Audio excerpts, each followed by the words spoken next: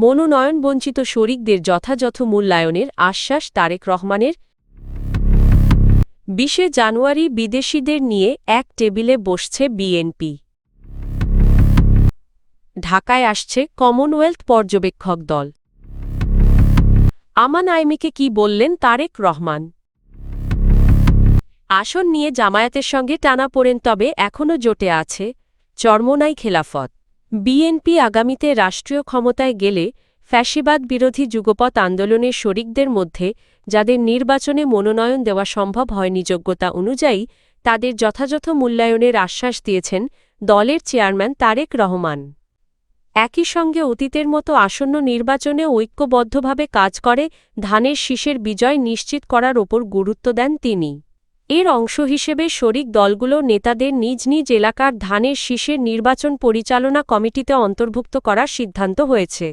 এ বিষয়ে বিএনপির কেন্দ্র থেকে শিগগিরই আনুষ্ঠানিক ঘোষণা আসবে বলে জানা গেছে।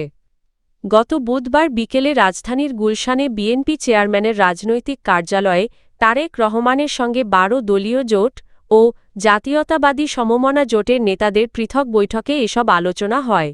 উভয় বৈঠকে বিএনপির স্থায়ী কমিটির সদস্য নজরুল ইসলাম খান উপস্থিত ছিলেন। বৈঠকে তারেক রহমান জোট নেতাদের সঙ্গে কুশলাদি বিনিময় করেন এবং পারস্পরিক সৌহার্দ্যপূর্ণ পরিবেশে মতবিনিময় করেন। বিএনপির মিডিয়া সেল জানায়, রাজনৈতিক সৌজন্য ও পারস্পরিক সহযোগিতার অংশ হিসেবেই এই সাক্ষাৎ অনুষ্ঠিত হয়েছে। বৈঠকে জোট নেতারা ফ্যাসিবাদ বিরোধী আন্দোলনে তাদের ভূমিকার কথা তুলে ধরেন এবং জানান যাদের মনোনয়ন দেওয়া হয়নি তারা মনক্ষুণ্ণ নন। তারা আশা প্রকাশ করেন বিএনপি সরকার গঠন করলে জোটের সব শরিকের অবদান যথাযথভাবে মূল্যায়ন করা হবে।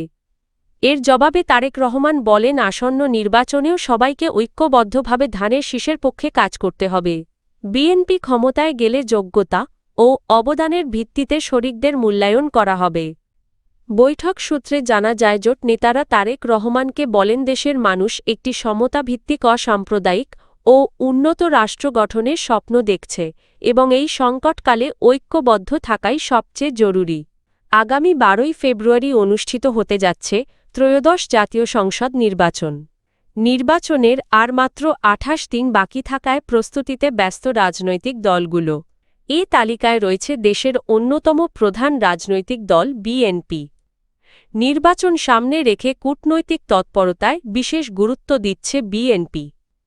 ক্ষমতায় গেলে ভবিষ্যৎ রাষ্ট্র পরিচালনার পরিকল্পনা ও নির্বাচনকালীন কৌশল আন্তর্জাতিক মহলের সামনে তুলে ধরতে বড় ধরনের প্রস্তুতি নিয়েছে দলটির হাইকমান্ড। এরই অংশ হিসেবে আগামী ২০ জানুয়ারি মঙ্গলবার রাজধানীর হোটেল শেরাটনে ঢাকায় নিযুক্ত বিদেশি কূটনীতিকদের সঙ্গে এক বিশেষ বৈঠকে বসবে বিএনপি। বৈঠকে অতি গুরুত্বপূর্ণ ৮টি সামাজিক ও জনকল্যাণমূলক বিষয় নিয়ে বিস্তারিত উপস্থাপন করা হবে বলে দলীয় সূত্রে জানা গেছে। ইতোমধ্যে সংশ্লিষ্ট কূটনীতিকদের আমন্ত্রণ জানানোর প্রক্রিয়া শুরু হয়েছে। বিএনপির পক্ষ থেকে জানানো হয়েছে, জনগণের ভোটে নির্বাচিত হয়ে সরকার গঠন করলে কোন কোন কার্যক্রম বাস্তবায়ন করা হবে সে বিষয়ে মূলত বিদেশি কূটনীতিকদের অবহিত করা হবে। রাজনৈতিক বিশ্লেষকদের মতে গত ১০ই জানুয়ারি হোটেল শেরাটনে গণমাধ্যমের সম্পাদক মালিক ও জ্যেষ্ঠ সাংবাদিকদের সঙ্গে বিএনপি চেয়ারম্যান তারেক রহমানের বৈঠকের পর কূটনীতিকদের সঙ্গে এই সংলাপ অত্যন্ত তাৎপর্যপূর্ণ। বিশেষ করে রাষ্ট্র কাঠামো সংস্কারে তারেক রহমানের ঘোষিত ৩১ দফা এবং জনকল্যাণমূলক পরিকল্পনা নিয়ে বিদেশি প্রতিনিধিদের আগ্রহ রয়েছে। বিএনপির নীতিনির্ধারকদের ধারণা, এই বৈঠকের মাধ্যমে আন্তর্জাতিক মহলে দলের গ্রহণযোগ্যতা আরও স্পষ্ট হবে এবং নির্বাচনের আগে একটি ইতিবাচক ভাবমূর্তি তৈরি হবে। আসন্ন ত্রয়োদশ জাতীয় সংসদ নির্বাচন পর্যবেক্ষণে কমনওয়েলথের একটি পর্যবেক্ষক দল বাংলাদেশে আসবে বলে অন্তর্বর্তী সরকারকে নিশ্চিত করা হয়েছে। সংশ্লিষ্ট সূত্র জানিয়েছে, নির্বাচন কমিশন ও সরকারের সঙ্গে সমন্বয় করে এই দলটি নির্বাচনী পরিবেশ, প্রচারণা, ভোট গ্রহণ প্রক্রিয়া এবং সার্বিক নিরপেক্ষতা পর্যবেক্ষণ করবে। সূত্র অনুযায়ী কমনওয়েলথ পর্যবেক্ষক দলের আগমন ইতোমধ্যে চূড়ান্ত হয়েছে এবং তারা কয়েকদিনের মধ্যেই ঢাকায় পৌঁছাবে। এর আগে ২০২৫ সালের নভেম্বরে কমনওয়েলথ মহাসচিব শার্লি বচওয়ে ঢাকা সফর করেন। সে সময় তিনি অন্তর্বর্তী সরকারের প্রধান উপদেষ্টা অধ্যাপক মোহাম্মদ ইউনূস সহ বিভিন্ন পক্ষের সঙ্গে বৈঠক করে নির্বাচনকে শান্তিপূর্ণ অংশগ্রহণমূলক ও বিশ্বাসযোগ্য করার ওপর গুরুত্বারোপ করেন। সূত্রমতে প্রায় ৩০ সদস্যের এই পর্যবেক্ষক দল নির্বাচন পূর্ব নির্বাচনকালীন এবং নির্বাচন পরবর্তী পরিস্থিতি মূল্যায়ন করবে। বিএনপির চেয়ারম্যান তারেক রহমানের সঙ্গে সাক্ষাৎ করেছেন ব্রিগেডিয়ার জেনারেল অবট আবদুল্লাহিল আমান আইমি। বুধবার ১৪ জানুয়ারি রাজধানীর গুলশানে বিএনপি চেয়ারপারসনের কার্যালয়ে এ সাক্ষাৎ অনুষ্ঠিত হয় বলে দলটির মিডিয়া সেল জানিয়েছে। সাক্ষাৎকালে আবদুল্লাহিল আমান আইমি তার লেখা একটি বই বিএনপি চেয়ারম্যানের হাতে তুলে দেন। বইটি গ্রহণ করে তারেক রহমান কৃতজ্ঞতা প্রকাশ করেন এবং শোক প্রকাশে উপস্থিত থাকার জন্য তাকে ধন্যবাদ জানান। এর আগে তিনি বিএনপি চেয়ারপারসন খালেদা জিয়ার মৃত্যুতে শোক বইয়ে স্বাক্ষর করেন এবং গভীর শোক প্রকাশ করেন। একই সঙ্গে খালেদা জিয়ার রাজনৈতিক জীবনের বিভিন্ন দিক স্মরণ করেন তিনি। উল্লেখ্য, খালেদা জিয়ার মৃত্যুতে শোক জানাতে বিভিন্ন রাজনৈতিক দলসহ সামাজিক ও সাংস্কৃতিক সংগঠনের নেতাকর্মীরা ধারাবাহিকভাবে বিএনপির গুলশান কার্যালয়ে আসছেন। তারা সেখানে রাখা শোক বইয়ে স্বাক্ষর করছেন। আসন বণ্টন নিয়ে জামায়াতে ইসলামীর সঙ্গে টানাপোড়েন থাকলেও চরমোনাই পীরের নেতৃত্বাধীন ইসলামী আন্দোলন বাংলাদেশ জানিয়েছে ইসলামপন্থী দলগুলোর জোট এখনও বহাল রয়েছে।